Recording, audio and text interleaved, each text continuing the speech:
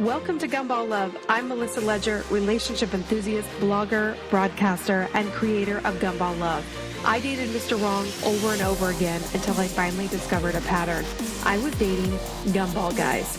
Sharing this revolutionary concept has created a movement happening all over the world. Your life is about to change because this levels the playing field. It gives you the lens that the most confident women have. You will see the red flags. You'll no longer fall in love with the wrong guy and spend weeks and months or years with someone who's just going to break your heart. You'll gain the confidence to get out of that toxic relationship, get through the breakup, and gain a perspective that gives you the closure you need. Most importantly, you will be happily single, creating the life you were always meant to live, and attract the right person in perfect timing. Welcome to Gumball Love. I'm so happy you're here.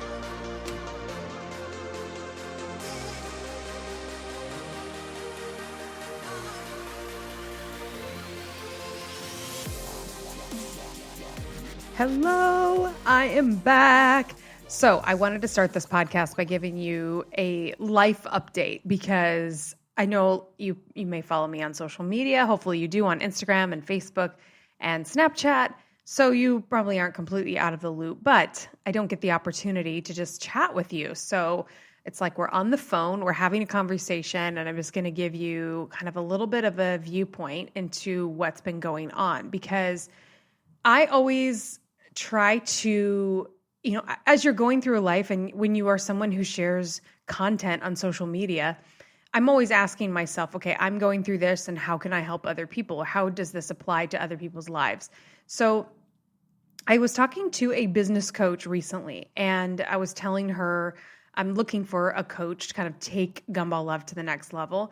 And I was telling someone, the initial coach, a person I talked to before I'm going to talk to kind of the head person. And she said, when you describe Gumball Love, she said, it's really, you've been through such a transformation. And that's what you really are teaching your girls, your tribe. This is about transforming from one version of yourself to the next, or you going from this level to the next level. And what I believe happened to me is that I was always looking to transform, but before I ever created this concept, before this whole thing evolved, I couldn't find the tools to do it. I was just stuck in this life and I was looking through books and trying to figure out why I kept repeating the pattern of the gumball guy over and over again. I'm not going to really talk about that as much as I want to share with you what's been going on in the last 6 months and how I can maybe encapsulate for you what's made these huge changes. So, first of all, the biggest physical change was losing 30 pounds and continuing to lose weight. I had weight to lose. I was just feeling uncomfortable in my body. I didn't even want to go to the gym. Do you know, like I've done P90X. I have been a member of a gym. But when you let your body go to a certain point, you go into a gym where you're almost afraid. I was afraid to go in. Now, I didn't think anything bad was going to happen to me in there, but I just was like embarrassed to even walk around. And then you kind of forget how the machines work in proper form. And so you just sort of feel like you're, I don't know, just like bobbling around and you're out of shape. And so you have like, you don't have a lot of stamina. And so you just kind of feel like a failure in there. And it can be very discouraging. And so that's where I was. I was just not eating healthy, not working out. And although that wasn't going well, I was feeling this major push to take Gumball Love to the next level. And so, and right as this was happening, my dog passed away. My dog, Maggie, of 16 years. It was a long battle with cancer and a very tough one in the last her last 6 months of her life were just like, it was painful. And So that really was like her death. And then my full-time job at the time was just sucking the life out of me. And I really didn't realize it was sucking the life out of me until I was called by a recruiter for a different job. And then I was like, I realized how unhappy I was in the current job or the previous job. And so I decided to leave my very stable company and go to a startup company and do this completely different thing. It's not outside my industry, but it was just something completely different and a little bit of a risk, but I needed something. So I was doing all these new things. My dog had passed away. I was in this low point. However, I knew I needed to get my body in shape. And all this sharing in social media, I knew that I needed to, actually one of my clients said, Melissa, you're playing small and you need to do it bigger. She said, you need to create more products. You need to do more. I want more from you, but you don't have anything that I can buy. And that was like, whoa. So she really inspired me to create my first 2 academies. And I took 16 women through 8-week programs. And they overlapped because I started one and then the first one was going so well that I just decided to start another one. We created gift boxes and all these amazing tools, and we did live classes every week. And then each person got 3 one-on-one coaching sessions.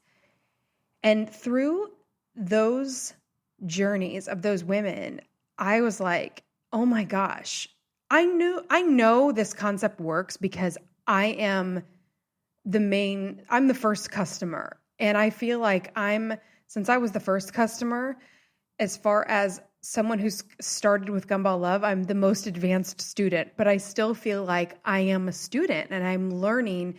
And as I work with you, your story helps, it like folds into the fabric of Gumball Love and it makes it richer and better and stronger.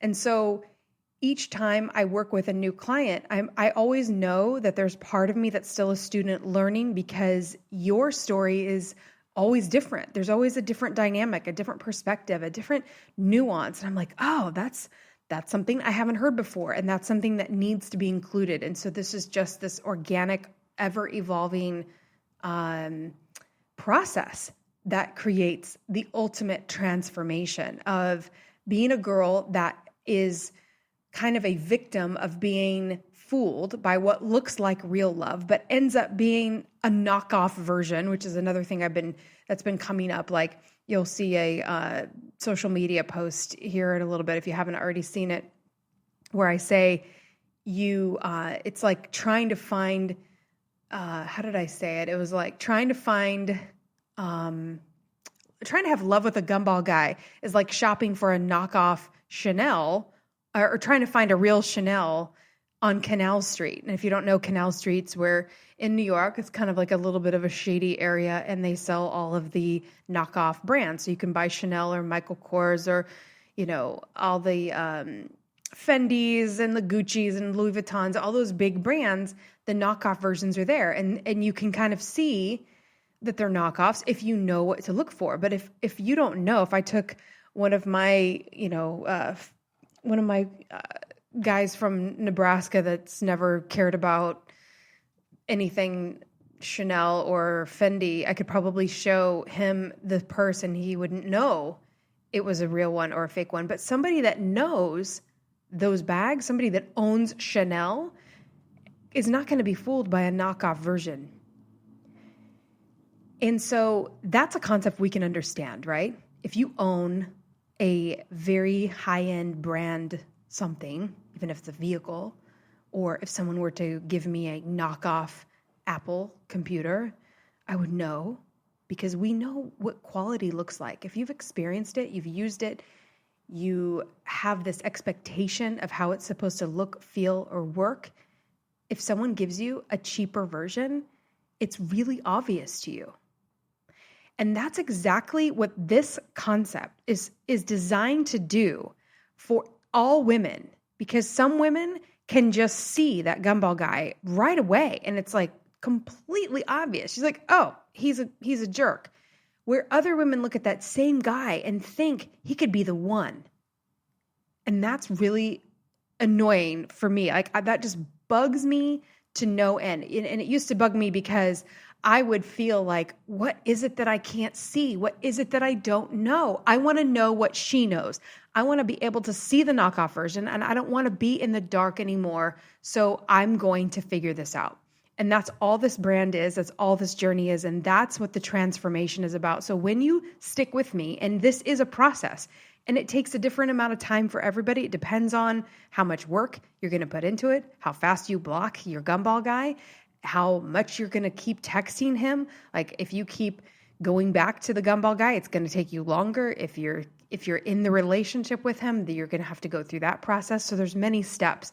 But this is the real deal. I'm not here to give you the quick fix, because there's a lot of people out there selling you the knockoff version of a relationship fix.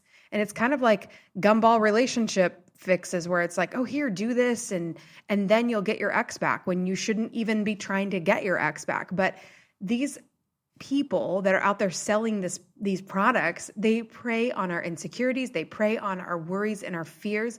And they also know that a lot of people are not willing to do the hard work. And I had to make a decision in my own journey in this brand to say, I'm looking for you. I'm looking for, you're the girl that's like, you know what?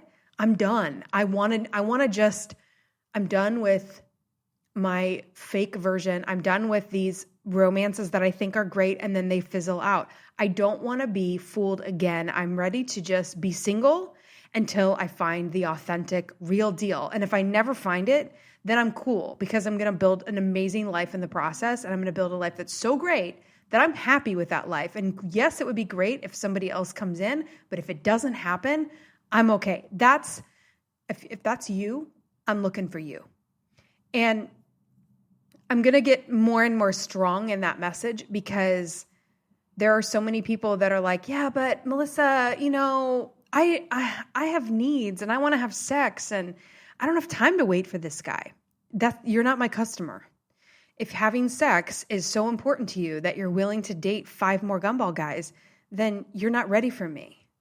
And so that's like a whole nother topic, and I'll get more into transformation, but I wanted to share with you.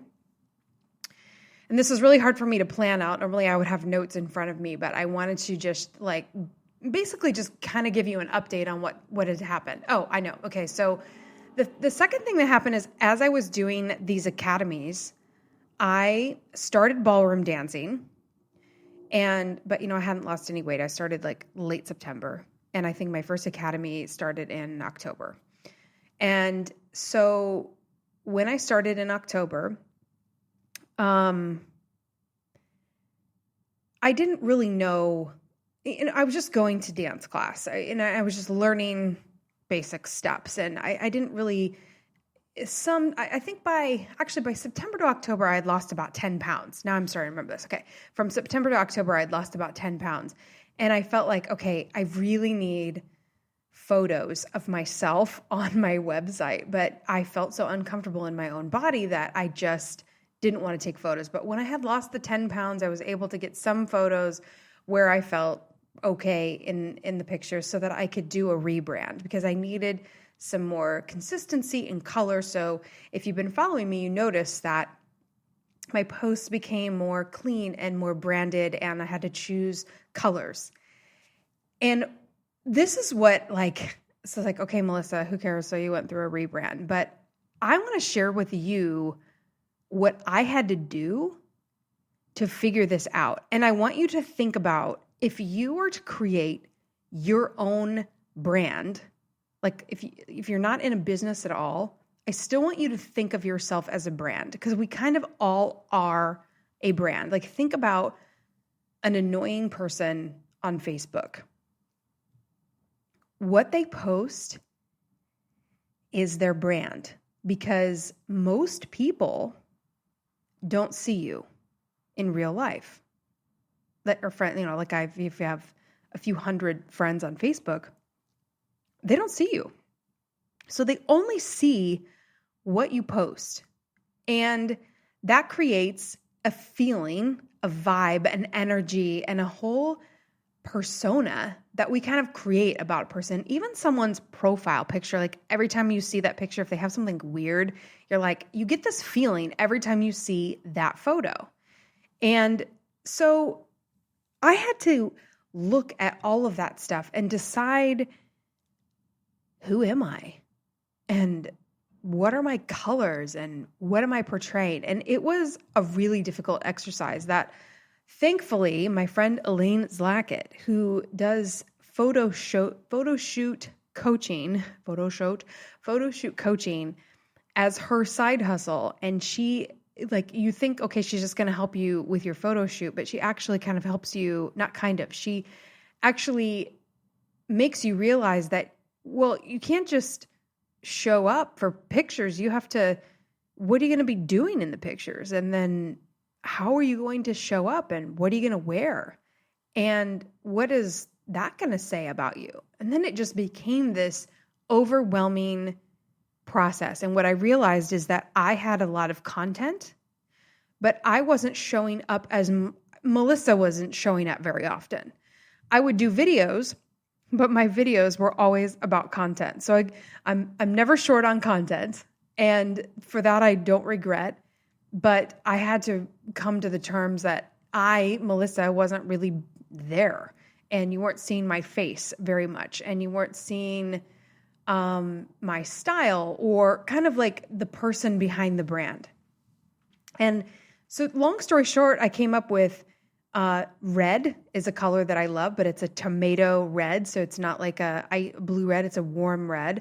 And so I chose that as my predominant color because I love red roses and white roses. And I had to think about, I like pearls, I like class. I had to really think about, what do I like? I like classic, I like glamorous, I like clean, I like organization. And then I started thinking about what kinds of things I wanted in the photo shoot. And I haven't done a fully branded photo shoot. I just wanted to get some pictures up, and I'm going to be planning another photo shoot with a little bit more dancing. And I've been working on that. I'm going to get to that. So longer story longer, as my friend Stacy says, I got that photo shoot finally done where I could choose the colors. And then I worked with a branding expert, Jacqueline Joseph, who did an amazing job in creating templates so that when you see my post, you know it's me, you know it's Melissa. Oh, that looks like a Melissa post. Why? Because you'll notice it's red and gold and black. Those are the colors I wear. I wear gold jewelry. And so I had to think about the things that make me myself, or the things that make me me, I guess. And that it had to come through. So when I do posts, that it feels like me and it doesn't feel like some kind of just some random template, because there's all these apps out there and I can choose to put, motivational quotes, but it doesn't really reflect me. And so I want you to kind of think about, what is it? What's your style? What kind of purse do you carry? What kind of keychain do you have? What is the style in your home? What is your clothing style? Do you have, if you were to choose brand colors, and when you are dressing on brand, what does that look like? How do you show up as far as your hair, your makeup, your makeup style, your colors, your nail color? Like, I always loved red nail polish, but then I would get into the salon and I would think, I should try something different. And then I would have this weird conversation with a nail lady that I only talk to, once or twice a month. And she could care less what color I put on my nails, but I would be embarrassed that I really just wanted red every time. And not only do I want red, but I want the exact same kind of red, Red Hot Rio every time. Or I used to get Big Apple Red.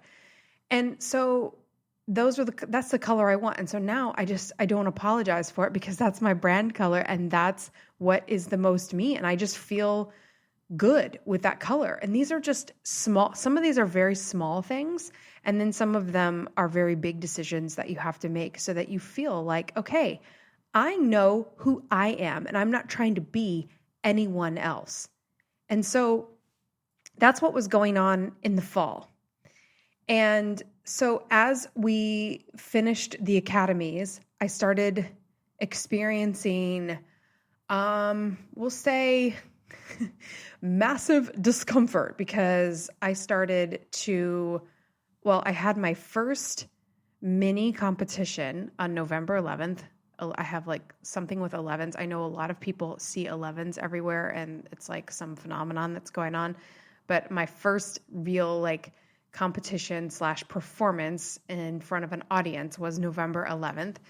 And I was so scared, but I bought a red dress and I had my red nails and I had my toes painted red, and I just felt so like on brand, and I felt like I was showing up really as me. And I can't tell you, like I had like that feeling I wanted to throw up, and I was like so nervous because it's one thing to take a lesson and it's another thing to show up and actually be judged and get a score sheet and then really be tested on what you know. And in the process of these dance lessons, when I walked into this studio, I didn't know, who thinks about, like, I just thought I'm taking dance lessons. Ultimately, I wanted to go salsa dancing in New York City, and I wanted to, like, know what the hell I was doing on the dance floor. I didn't want to be, like, that girl that's kind of like, sorry, I don't know how to do the salsa very well. I just want to be that girl. I wanted to know what I was doing, and so that's kind of why I went. And I also had these dance shoes in my closet because I had tried dancing 9 years ago, and my love of my life gumball guy was just not really thrilled about it. And so I ended up just giving up dancing after I had ordered these shoes online. They got to my house, but I had quit dancing by the time I got them, because 9 years ago, it took forever for this dance shoe company to deliver the shoes. And by the time they got there, I had quit dancing because it made him uncomfortable with me dancing with these guys. And so I quit and I never did it again. And it's like, it's sad because, gosh, how good could I be if I hadn't stopped in 9 years? I would be such a good dancer. But I wouldn't have the amazing people I have in my life at Fred Astaire Midtown. I can't stop smiling when I talk about my friends and the teachers there, because I didn't know that they would be like the best in the world. I mean, I thought I was just going to find dance teachers. I didn't think I would find world and national champions that are winning awards every month and doing ballroom dancing to an Olympic sport level expertise. And then I get to have lessons from them. I mean, I want to say at first it was intimidating, but it's intimidating at every lesson. I'm just like in awe of their talent. And then I get to learn from them. It's just so incredible. But in that intimidation, I'm being asked to, when you do ballroom dancing in Latin, you've got to do all this stuff with your body, and you've got to, and here's me, totally uncomfortable in her body, feeling very overweight, and then being asked to move my hips. And dance instructors are very touchy because they have to touch your body, your hips, your sides, your back, all of your fat. It's like, you're touching my fat, and then they're like, come on, you're not focused. It's like, well, I could focus if you stop touching my fat, but I'm just thinking, that's what I'm thinking about. I'm not thinking about the steps. I had to go through every time I'd go to a lesson, I'd be like, oh my God, let's just hope that there's not a lot of touching of the fat. It was like, stop with do you have to put your hands there? And so all of these insecurities would come up, and it was just so overwhelming. And I started to I wasn't afraid to go to the lesson, but I remember saying, okay, this is the scariest place ever because I have to do something scary every time I go. And sometimes it wasn't about touching the fat. It was just like, now I have to learn this dance step and I don't know how to learn it. And I feel stupid. I feel like I should be able to learn it faster. And I just kept going and going and going, getting over these insecurities. And then so I had decided that I would do what they call the showcase in February. So if you were watching me on social media, I decided, okay, I'm going to learn a routine, and then we're going to perform it in a Broadway theater with 200 people watching. Oh my God. It was like, what are you doing? The day that came, I was like, why in the world did I do this to myself? I mean, I remember taking the Uber there going, oh my God, I have to perform in front of people. And I can't tell you, like, I had to do all these things backstage, like get all the energy out. And if you've seen, like, you cup your hands and you kind of like beat your body, so to speak, you like cup, and you just like pat your body all down and like get that nervous energy and do jumping jacks and lunges. Like I was just so nervous. It was just like, oh my God, because I had this whole 2-minute and 20-second routine to I'm Every Woman by Whitney Houston that I had done over and over again, but the routines are designed by another world champion. And by another world champion, and he pushed me to a level where like the routines are designed to really challenge you. So they don't really develop the routine in a way that's going to meet your skill level. They do it so it's just exceptionally difficult, even up until the day you perform. That's what it's supposed to do. And Ilya, who created the routine, did his job, because even up to the day, I still struggled with certain moves and turns, and just it's very advanced. It's not a beginner level. So that's going on in February. So think of this like I show up September, October, November. I start learning this dance at Thanksgiving. I had to do things like free fall back into my instructor Lavani's arms and just trust that he's going to catch me and then get up and then do something. I remember him saying, you've got to just fall. Like, he's like, have you ever played the game Trust? He made me just fall backwards in the studio because I just was like, I'm too tall. I'm too fat. You're going to drop me. Like, I'm too big for this. And then when he caught me the first time with such strength, it was like, oh, okay. So you can catch me and I can do this. And so can you hear like all of these fears, all of these insecurities had to be overcome in this journey. And in the meantime, my body was getting in better shape. I was becoming stronger. I was learning the steps better. And by the time February 18th came around, I finally was able to perform the routine. And by my standard, I did okay. But when I got there, I was still hiding. And when I look at in social media, I mean, for those of you that have been following me, you'd be like, well, I don't really feel like you're hiding. You were doing live video, for the love of God. Like you were definitely out there, but I wasn't really. And I'm still working on it, because I can tell you the content all day long, but when it comes to me personally, I just would hide. I was hiding because I was ashamed of my body, and I was hiding because of a long time of insecurity. And as I look at the process of dancing, I'm so grateful to the men that have been teaching me, because they are so kind and loving through the process, but they also pushed me really hard. But I'm so blessed and fortunate to be being taught by such quality men. And even some of the guys that weren't even my direct teachers, but one of them is one of the owners in the studio. And we would have these chats, and I would have all this encouragement and having these healthy, high performing, world-class men that were coaching me. You know, I've all been around gumball guys mainly, or people in corporate America, but I hadn't had this level of quality of men that were helping me build confidence. That's a new experience for me.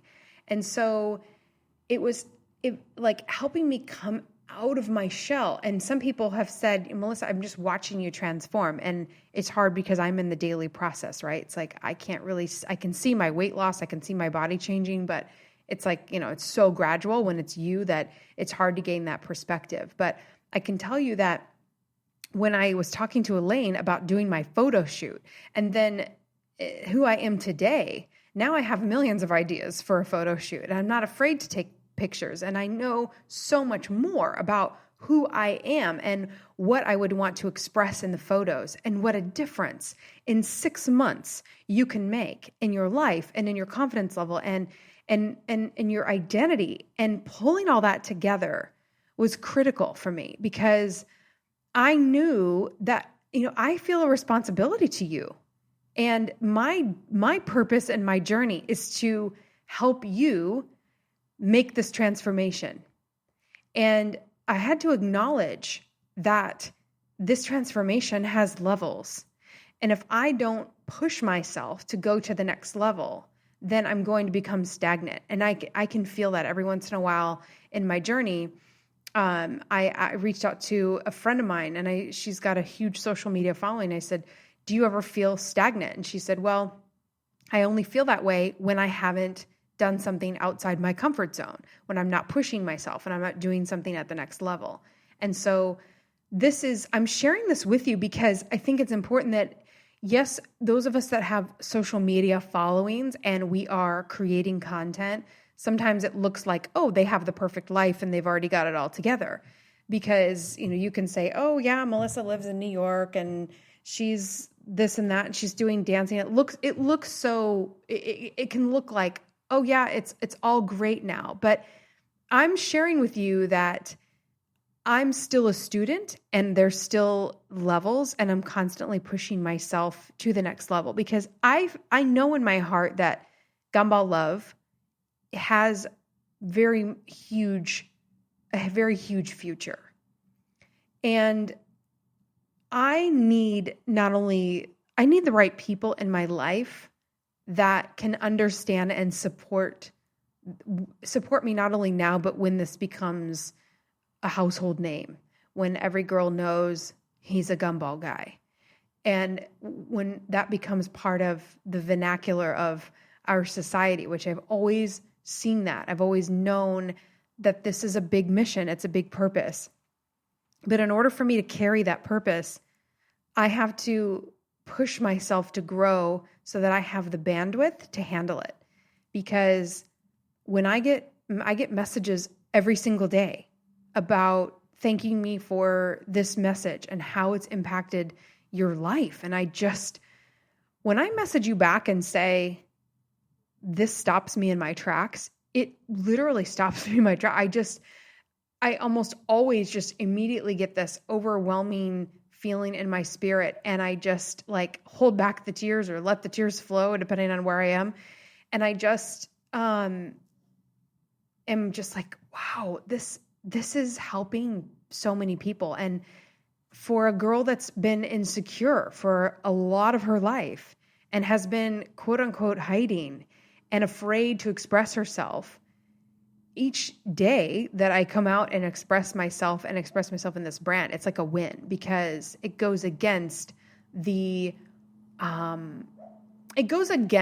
what I have felt I can do or should be able to do because of all of the years of dating these guys or having bad male influences around that would constantly pick at me, that would question me.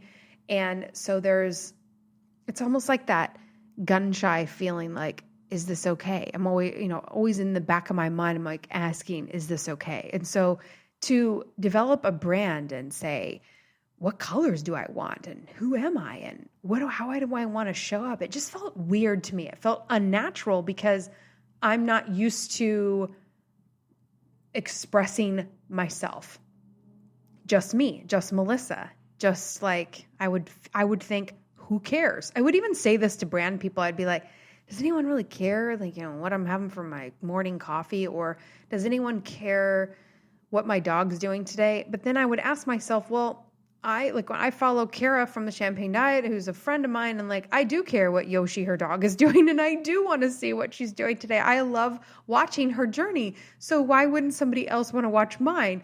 And so I had to just go through that process of recognizing that, yes, all of our journeys have value, and no, not everybody wants or cares about it, but there are people that do, and those are the people that are in my tribe, and that is you. And we're in this together. And I really feel like it is a tribe. It is a community, this organically growing community, because I've done almost zero advertising. Everybody that's in our private Facebook group, everybody that's following me on Instagram or Facebook, or if you followed me on Twitter or Periscope, wherever, it's all been organic reach because I was just testing. I've been testing this really for the last about 3 years consistently. In the last 2 years, it's been extremely consistent where I've shown up every single day. 2 to 3 years, we'll say, give or take. In the last 3 for sure, but 2, it's been the most concentrated and the most dedicated I've ever been with Gumball Love, because I had to really see if this had enough stickiness that it was going to go somewhere. And now I've had the ability to test it in enough small groups and have you with me. Some of you have been with me for the full 2 years, or even 3 years, or some even 4, from the very, very beginning. And the fact that you've stuck with me and you're still on the journey and you're still going through the transformation is a huge testimony. And so we're going into April of 2018 right now. And so I've completed 6 months, lost a total of 30 pounds, which feels like more because as I started dancing, I was annoyed with my lack of strength in my ankles, my lack of flexibility in my hips, and just like things I wanted to be able to do. And so I wanted stronger legs and stronger arms and more strength and flexibility. And so I started lifting weights about 2 months ago, and I hired a trainer, and I have a Monday morning appointment with him. So I always start my week with a really good workout, just once a week. And then I follow that Wednesdays and Fridays, or at least 3 times a week. I'm trying not to be too hard on myself with a stringent schedule, because another thing you have to realize about yourself is, are you forcing yourself into schedules or things that really don't fit you? Because as a creative person,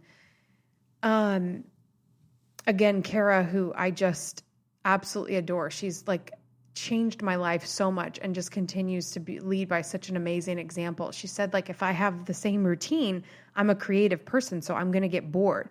And that's exactly what happens with me. Like, I just changed the days I go to my dance lessons so that it's just different days of the week. And I was actually thinking, instead of Monday, Wednesday, Friday, do my weightlifting on Tuesday, Thursday, Saturday. So I am doing that a little bit differently. But I want to start on Monday, so I don't know if I'll change that. But you know what I'm saying? Like, just give yourself the freedom and flexibility to understand who you are, what you need. Like, for me to lose weight, I'm not a cook. So I was like, I want to hire somebody. I have a very small budget to have someone food prep. I wonder if I can find somebody in New York City that will prep my food for the price that I can afford. I found her. And she's been with me almost the whole 6 months. And now I'm like, how did I ever live without somebody preparing my food? She just left this afternoon, and I opened my fridge when I got home. I was writing content all day long, and then I get home and I have a refrigerator full of healthy, gluten-free, vegan/vegetarian food. She makes me fake cheese and hummus dip and soups, and I have black bean brownies, which brownies taste like brownies, but they're made with high protein. I mean, just all these amazing things that I could never do on my own. But that's part of me knowing, if I'm going to go to the next level, I cannot do it all. And I know that I need to be fueled. I know that I need to have, after I started doing dancing, I knew that this is something I have to have in my life. And I really labored over the cost. Is this worth it? Is this something that I can afford to do? And ultimately, I realized I couldn't afford not to, that I have to find a way to keep it in my life on a very consistent basis, because it does something to my spirit. It connects me to a community. It keeps my body in shape. It gets me out of the house. It connects me to world-class high achievers, which gives you the environment of being around high achievers where, you know, they say you become like the people you surround yourself with the most. And so I seeked out dancing because that's always been on my heart. But what I want you to take from this is, what is it going to take for you to get the body that you want? What is it that holds you back? Is it showing up at the gym? Is it just like once you're there, you'll do it? Or do you not know what you're doing at the gym and you feel lost? Maybe if you can't afford a trainer once a week, could you afford one once a month? Just somebody that you do a check-in with, someone that actually will keep you accountable and that gives you a plan to follow. You can go to any gym and say, look, I can't afford to have you, but you know what I actually did with Bao, who's my trainer? I said, they have 30-minute and 60-minute sessions. And so I just want the 30 minutes. I need to show up, and I've developed a relationship with him now where we're like BFFs in the gym. I love him to death. And so I know I have to show up, and then, he gives me crap for whatever, like if I'm slacking off, or I can do more, or it's just having that accountability and building that relationship. So now that the gym isn't like this scary place to me. Now I feel like I'm at home. I know the guy that cleans the gym. He almost locked me in there one night because I was there. Sunday night is the one night they close at 8 p.m. and the rest of the days they're open 24 hours. And I totally forgot. And so I was like in there practicing dance in the aerobics room. And all of a sudden the lights turn out and I'm like, oh crap. So I'm in dance shoes. I'm trying to get the dance shoes off, grab my stuff in the dark. And then I watched him lock the door and I'm like, he almost walked away. And I was like, no, I'm still in here. So I know the gym, it's right by my apartment, which is another thing that I just started asking myself, Melissa, what do you need? Stop trying to pretend like you're going to do food prep on Sunday. You're not going to do it because you make the same boring food and then it goes bad and you don't eat it and then you're ordering out. That's the reality. If that's the reality, then what is it going to take to change that? And if I had budget constraints, what I would probably do is hire Rochelle, who makes my food. I would probably just say, okay, I'm going to hire you and just make more of the same, and then let's freeze it. I would find ways to where I always had healthy food on hand, and I would find somebody that loved to cook, and I would say, can I pay you $30 to come cook for 2 hours or whatever? Now that I know how effective this plan is for me, now I would figure out other ways if I had to have a different financial situation. So these are the things that I knew I needed to do to take my life to the next level. And this might sound dramatic, like ballroom dancing and hiring someone to prep my food. I send my laundry out. I don't do my own laundry because if I try to clean and I hired a cleaning service, but can you believe my cleaning service is $150 a month, $150 a month to have them clean once a week. Someone comes and cleans once a week for $150 in New York City. So I found something that was affordable because I'm pretty clean. I'm very tidy and I pick up after myself, but I don't want to clean toilets. I don't want to wash floors. I don't want to mop. I don't want to dust. And so that stuff gets done once a week and then I can keep everything tidy. And so I had to find all the systems that keep things in order for me. Now I'm doing a lot. I'm working a full-time job. I do Gumball Love. I'm doing this podcast. I'm creating social media. I'm dancing. I'm doing a lot of stuff through the week. And so I need the help in order to maintain an energy flow so that I stay on top of things. Because if all of a sudden I had to make my own food and clean my own house and do my own laundry, then I would immediately feel that stress and then less work would get done. So I can tell you in the past year, my income significantly went up because I was able to perform better in my full-time job and I was able to finally start creating products for Gumball Love. And I'm working on my next big, huge program, or in just the kind of the beginning stages of creating a new program that's going to be like the Academy, but much better, much more clear, and just much more comprehensive. So I'm just giving you this whole update on how much you can infuse these new, if you add a passion, a hobby, look how much dancing just helped me break through barriers, built confidence, created a body that I wasn't feeling like I was trapped in. And I finally feel like I can do it. I've tried Nutrisystem. I tried P90X, every Beachbody program, and all of those programs work. But the mindset I was in, I needed more help. I needed different support than those systems were able to offer. And I need a community. I started to realize working out in my home, I'm already working from home. So I need to get out. I need to see human beings and connect. And even though I'm an introvert, like I gain energy when I'm in solitude, I also I need to be able to connect with people. So I need a good balance. I probably have I need about 20 to 30% of my time to be connecting with other people. And that really helps. So dancing and going to the gym. And then my full-time job has an office in New York. And so I'm able to connect, but also I can work from home and keep my home base. So it all started to come together as I took risks financially to put these systems in place. It's not cheap. I'm constantly pushing myself, but as I push myself, I expand my limits and I'm able to get even further, because really the goal here is to get this message to as many women as possible, because I want you to do whatever, I want you to be able to do whatever it takes to get you through this transformation so that you come out on the other side. Because now on this side of it, I'm not struggling with gumball guys. I'm not struggling with not texting my ex. I'm no longer struggling with those things, but I used to struggle with them every single day.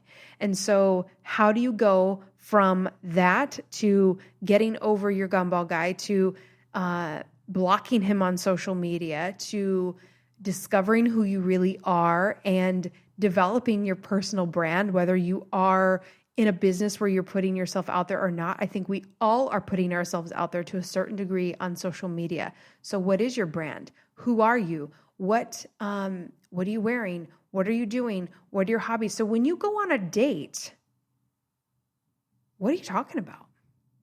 I remember thinking about this years ago, going, I would really struggle. I would read books and it would be like, what are you going to talk about on a date? And now I think about being on a date, or when I'm out and about, my girlfriends from the dance studio will go to these, there's a couple of bars on 3rd Avenue, kind of near the dance studio. And we stop there once in a while. And I hadn't been to a bar like that in a long time, like where guys are like coming up and hitting on you. And it's fascinating to me. I was just fascinated by all these different approaches that these guys use, but how much more comfortable I am in my own skin. And just because sometimes a guy would walk up and he would be like super boring, but he would just be standing there. And I just was like thinking in my head, wow, I would feel like I had to entertain this guy or keep conversation going. But I was kind of like, yep, I'm ready for this guy to move on. Like, I don't want to keep talking to him. And then finally he would look at his phone. I was looking at my phone and his buddy would be talking to my other two friends. It was like, yeah, I don't owe you a conversation. It felt kind of like liberating, and I felt sort of bad initially, but it's like, just because you walk up to me doesn't mean you get an hour of my time or 30 minutes of my time. You're not adding value. You're not really being that nice. I mean, sometimes they were just kind of rude, but they would just stand there and it was like, yeah, I'm not going to give you attention. And they would go away. And it was like, wow, this is just so liberating and so interesting. And then some guys would walk up and they would still be a little gumball-y, but they would have some nice conversation, or they would be fun or entertaining or funny. We had a lot of laughs. We had some drinks. We listened to music. And it was so fun to be able to enjoy that and not have an expectation of meeting someone. Or if a guy took, a couple of them took our numbers, but they never called. And it was just like, if a guy takes your number and he doesn't call, who cares? It's like, now I'm like, okay, if you don't have the courage to call, you definitely are not the kind of guy that would have the confidence to date me, because you and I were high achievers. We need men that can handle stronger women, that can handle women that have a mind of their own and that have their lives together. And so we're looking for our equal, and the men that have their lives together and that are secure, you're exactly what they're looking for. And so this is where I want to get you, where now I'm at a point where I'm just ready. I'm waiting to meet him. As soon as I meet him, I'm going to know. You will develop your lifestyle to where you're going to know what kind of guy fits into it.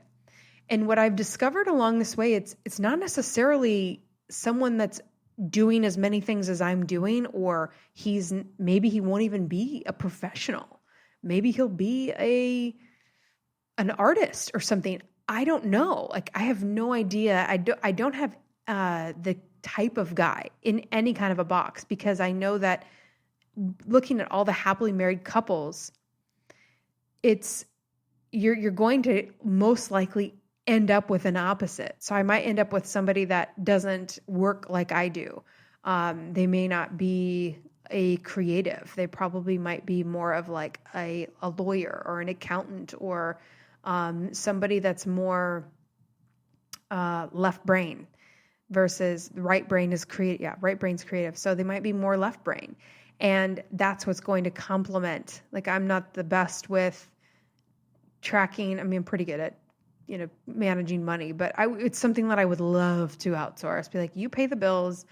I always say, like, I want to marry someone that can manage the money and give me like a monthly allowance. Like, here's the money you can spend on, whatever you want. And then the rest I invest and save and take care of our future. And like that's like my ideal guy. Like, you manage the money and I just want to know what I can play with and go to the spa and get my nails done and buy clothes or whatever I need. Like, that's my ideal. But so I know that I need to stay open, because you never know what's going to fit from the kind of job they're going to have, the kind of person they're going to be. I mean, if you looked at the guys I've dated, they've been all races and backgrounds, and like, I have no idea like who I end up marrying could be. The options are really endless.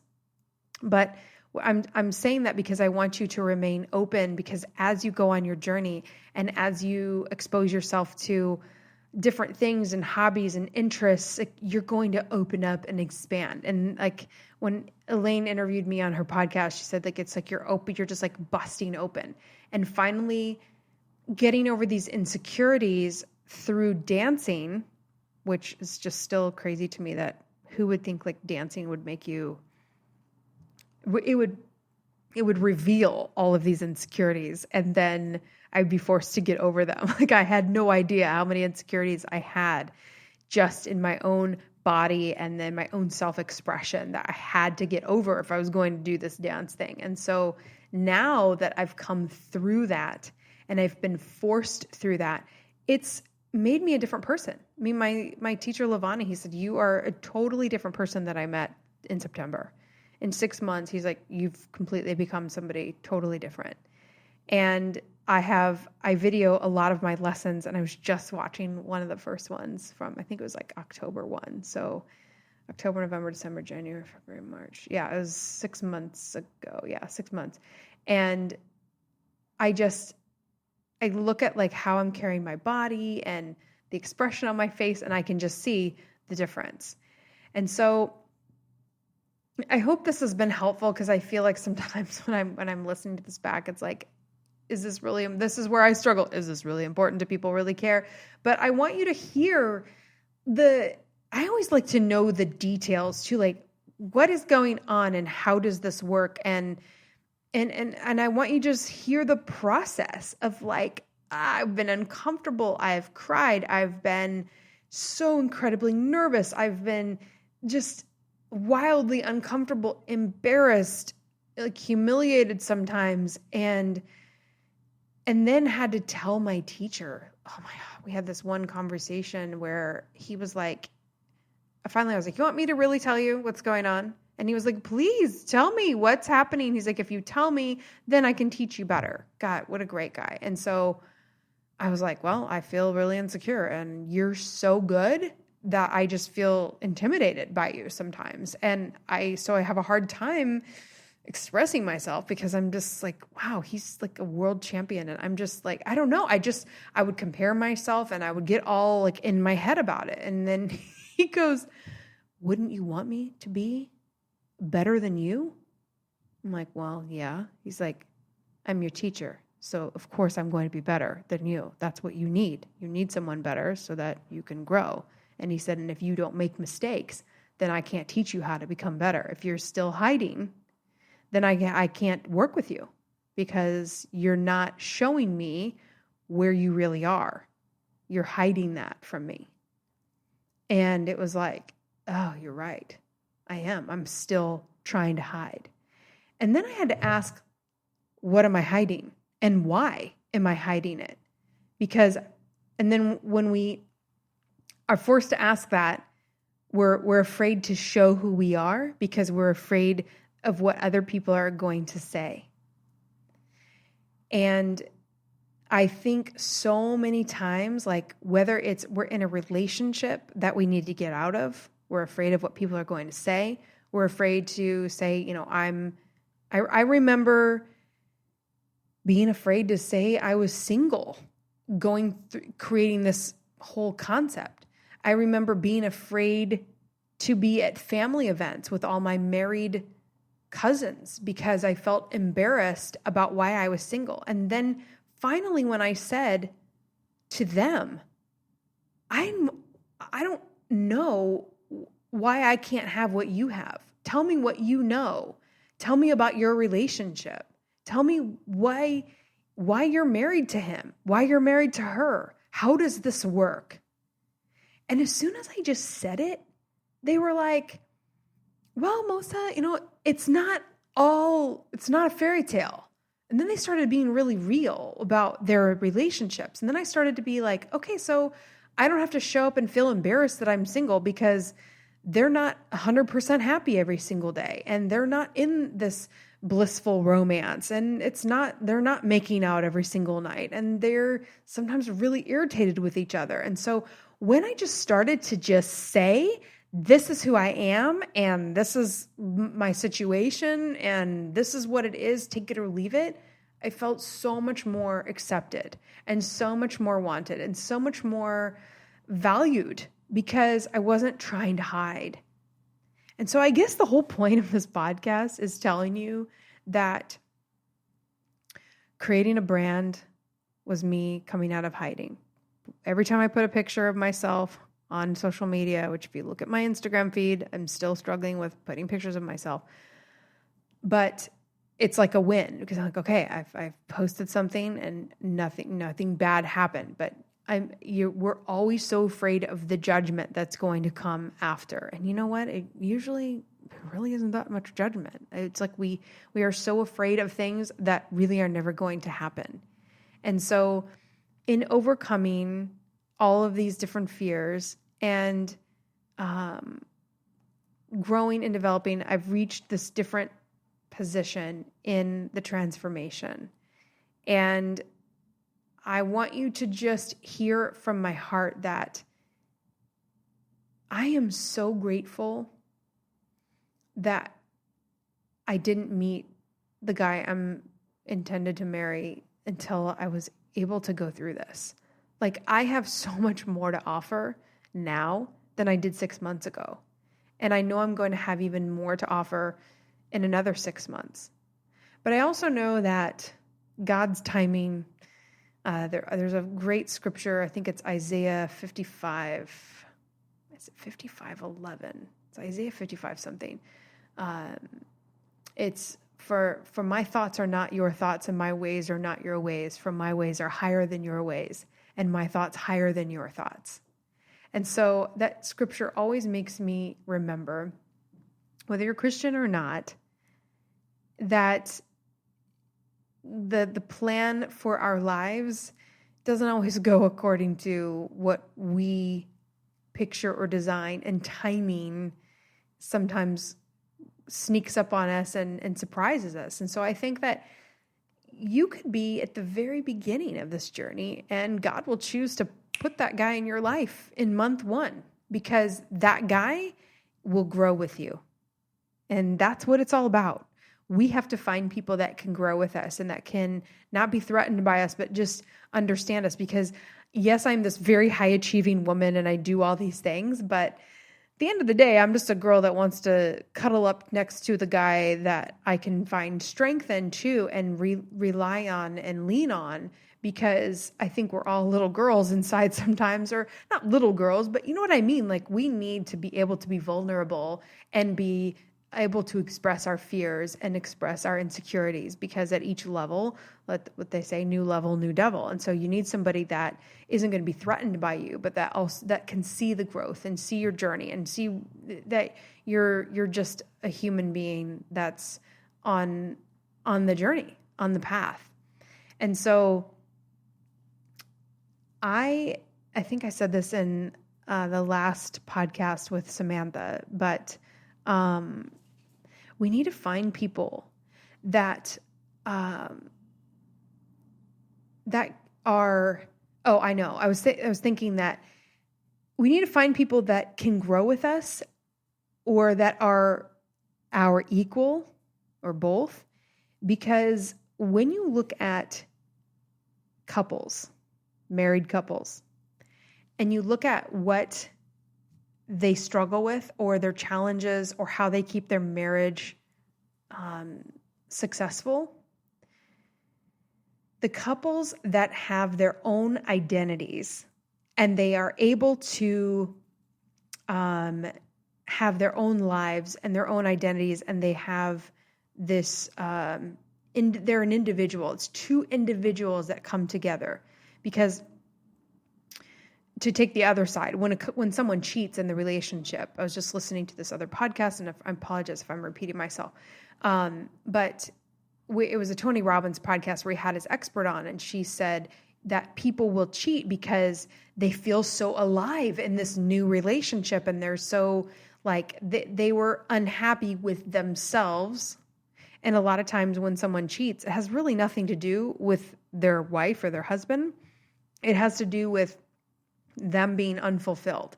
I've seen this so many times in corporate America, just, as I've spent the last 20 years in corporate America, and I've seen guys at different ages where you can just tell they're bored in their job, they're married, they have a nice wife, but they go to a conference and then they end up hooking up with some girl because they're bored, they're unfulfilled in their life. And so they're looking for a gumball. They're looking for a fix to something that isn't really about their relationship at home being wrong, but they want that stimulation. And so to avoid someone cheating on you, the best thing we can do is ask, what do you do in your life? And do you love your job? Like, when you ask somebody, what do you do? Do you like it? What do you do for fun? Like, those two questions, often the healthiest people will ask those questions on dates, because they're looking for, does this person have a fulfilled life? Because if they don't, then whoever they're dating can become that excitement. And while you are the exciting thing in their life, you feel like you're really creating this amazing connection and this great experience. And you might be, but it's temporary. And you don't realize it because you're not thinking about, what does this person have going on in their life that's fulfilling them outside of me? That's really giving them something that they can look forward to, that they enjoy. Do they have happiness? When you're on a date, I want you to be asking yourself, am I with another happy, fulfilled person that when the first day I met them, they came in with enthusiasm and they were smiling and they have friends and coworkers and work that's important to them and goals and things that they want to do, and they're excited about the future. Those are the things we have to be looking for, because it's that's going to sustain the happiness. And then when the two happy people come together, then you start building a life and a friendship, which you guys know, the Gottman Institute and all the couples that I've interviewed and that I know in my life, the friendship is the critical foundation, number one, because somebody could have cancer and never be able to have sex again. Let's say you had somebody that or they got paralyzed from the waist down. If you're married to your best friend, the one you want to spend all your time with, and they get paralyzed from the waist down, yeah, it's going to be a huge bummer, but you're not going to be like, oh, well, since I can't have sex with you then. No, you're going to be like, well, I guess I'm going to be pushing you around in a wheelchair forever because I'm going to be with you. You're my best friend. And so you would make the sacrifice because that's your person. That's the one you want to be with. And so it has to be that strong, that important, that critical. And every couple I know, I think about saying this had I not done the research, had I not found the couples that I know would be like that. And I would think, oh, Melissa, you're being like fairy tale like, but no, the couples that I know and the research shows that when you've built that friendship and that foundation, that's the kind of commitment that you get because the friendship is what holds you. And then when you have physical attraction to your best friend, you're able to have the romantic and the sex and the intimacy with sex. That's even better. So I always tell girls that are trying to have these physical relationships because they say they have needs that need to be met. I always tell them, well, then you're having sex without friendship, which has an expiration. So you're actually planning for a heartbreak at the end because you're going to get attached. But when you don't have friendship, then it's going to be empty. It's going to be hollow and it's going to end.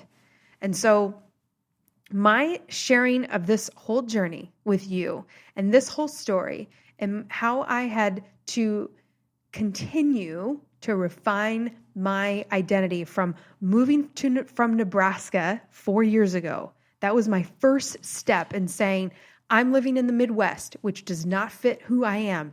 And I don't know why. I didn't really know why.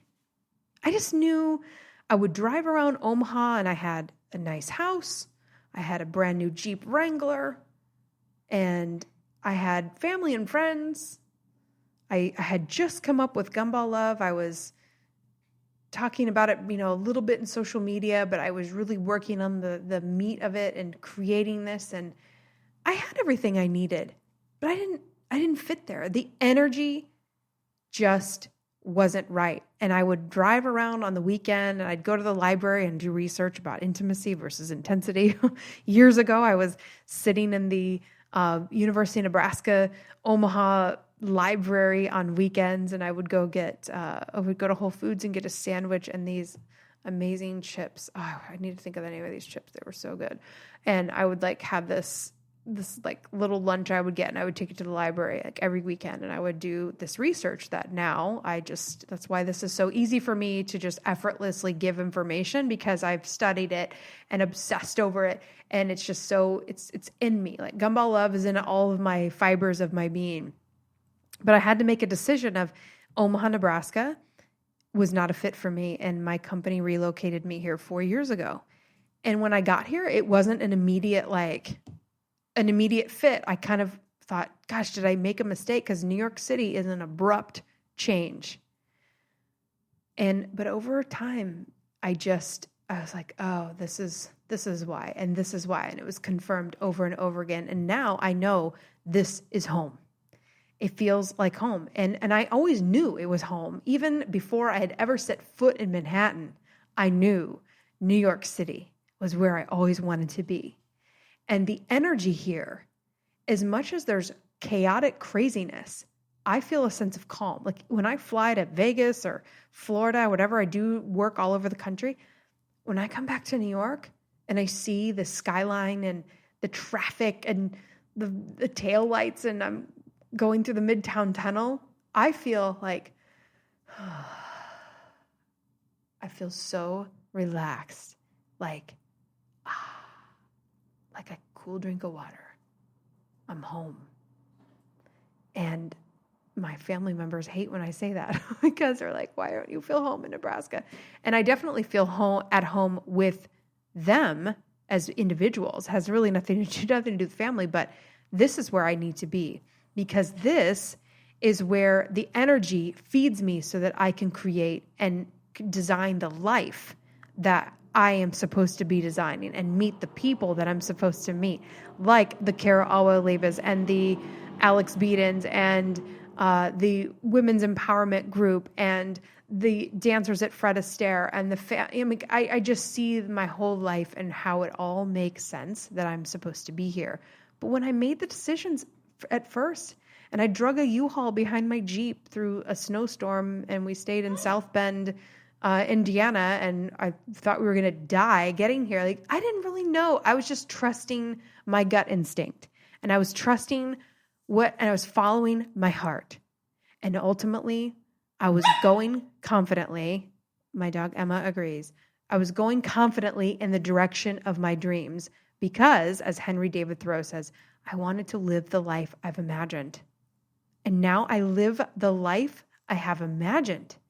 And it's like I pinch myself because I wake up every day and I say, oh my gosh, I live in New York City.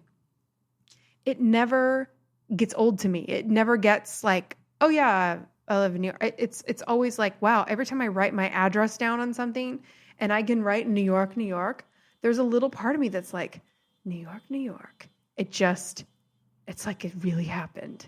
And I just never take it for granted because I know how incredibly blessed, like Kara said on one of her podcasts, like I get to live in a place where it's on someone's bucket list to make it here just once. And I get to be here every single day. And that is something that I will never, ever, it will never become old. It will never become regular or normal. It will always be so special. So I hope this helps you because I want to share, I think of life this way. Sometimes I'm like, gosh, man, you're just sharing like everything. But you know what? If I died tomorrow, I would want this podcast to be out there. I want you to know everything because what help am I to hide part of the journey?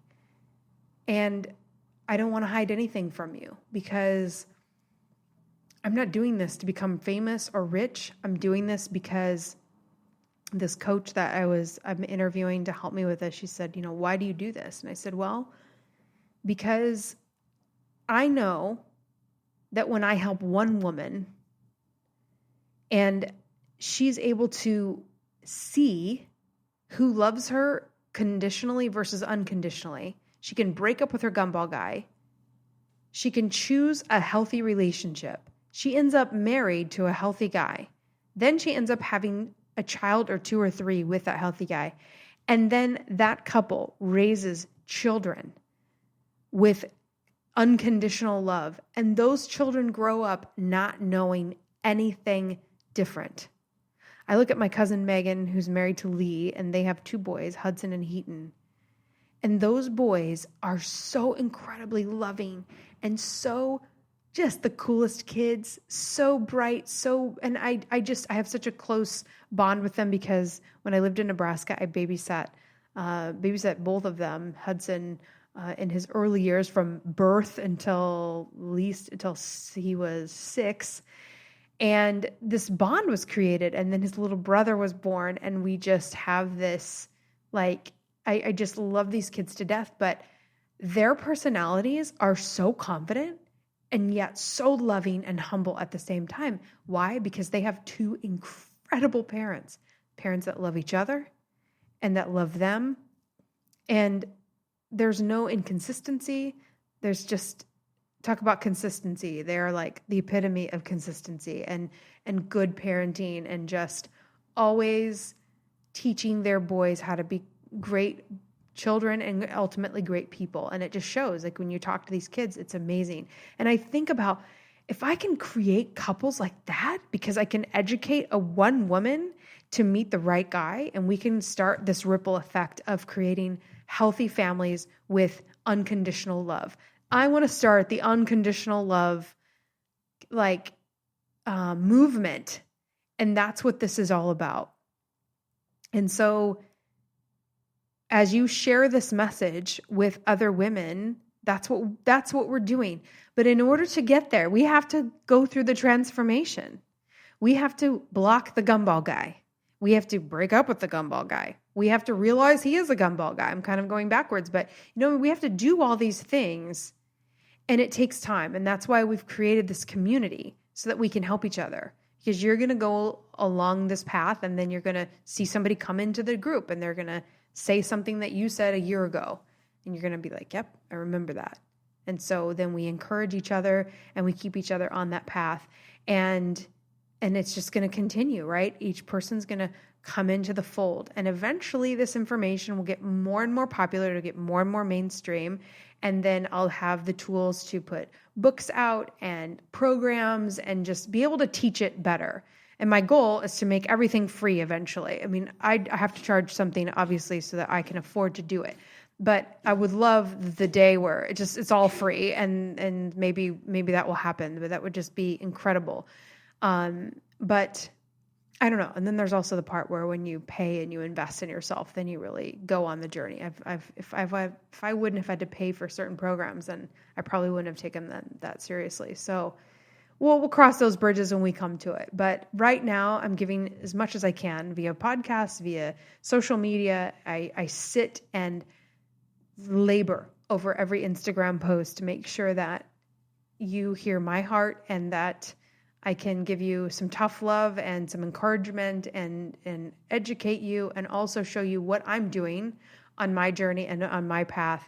And I'm learning how to share all of that with you in the best way. So, because I'm always conscientious of not wasting your time, but also trying to keep it light too. So it's not all so content. Every once in a while, you'll want to hear what Emma's doing, my little Shih Tzu poodle, and just, everyday life stuff that kind of connects us all as human beings. So I'm going to go, because I know this is kind of a long podcast, but those of you that know me, and we chat on, direct message on Snapchat and Instagram and Facebook, I want you to know. And for those of you that don't know me very well, or you just have been referred to me from a friend or from a different podcast, I welcome you, and I want you to stick with me in the transformation. This content is not easy to hear, and it's not an easy process, but I believe that it leads you to your best self and your best life, because it's like eating vegetables and working out. We don't want to do it, but when we do, we feel amazing. And we know that our bodies are thanking us, and we know we're on the right path. And that's what I want you to feel like going through this. And there's definitely fun and desserts and free days and all kinds of cool side effects that all happen with this journey, because you end up living your dream life. And I hope that my journey is helping you see that it is possible, because I came from living in a apartment with mice eating my dog food. Like, I didn't have a lot of money. I was struggling financially. I was dating gumball guys. I did not start in this amazing apartment in New York City and living a life of ballroom dancing. Like, I did not start there. And I want to encourage you that I came from small beginnings, but I didn't give up. And I kept believing, and I kept doing things that always reminded me of where I want to be and where I'm going. All right, so I'm going to leave it there. Thank you so much for listening this far. I love you so much. Like this, there's such a love for this community and all of you. And this comes from so deep in my soul, the message that I believe God gave me to give to this world. And it just humbles me down to my toes that He picked me to do this.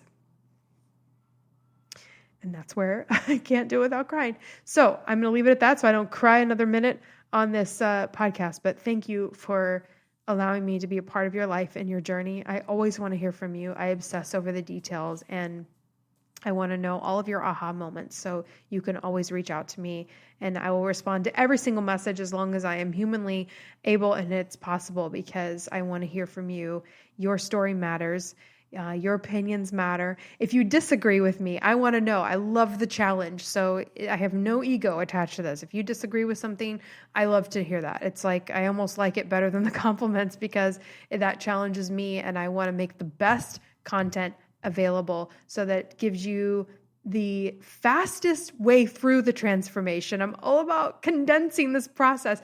I want to make it, this is why I'm obsessed with your journey, because I want to make this as fast as possible so that you don't have to take 10 years to do it like I did. I want you to do this in like a few months. And so that's why I'm always like picking this apart and reevaluating, because I want this to, I want to create the system and I'm constantly tweaking the system so that it just becomes easier and easier for each of us to get through it. So, all right, I hope you have an amazing day or evening or whenever you're listening to this, and I will see you next time. Bye. Thank you so much for listening. If you like this episode, can you do me a quick favor and leave a review? I want to know exactly how this resonated with you and any aha moments you had. Also, your review helps the success of this show, and it will put it on the radar of someone that may never have heard of it otherwise. If you would like more information or a private coaching session, visit gumballlove.com or send me an email, melissa@gumballlove.com. Remember, focus on creating your best life. Spend time only with those who treasure and cherish you, and know that you have already arrived at being enough. I'll leave you with my favorite quote by Henry David Thoreau. Go confidently in the direction of your dreams and live the life you have imagined. Until next time, I love you so much, and I'll see you soon.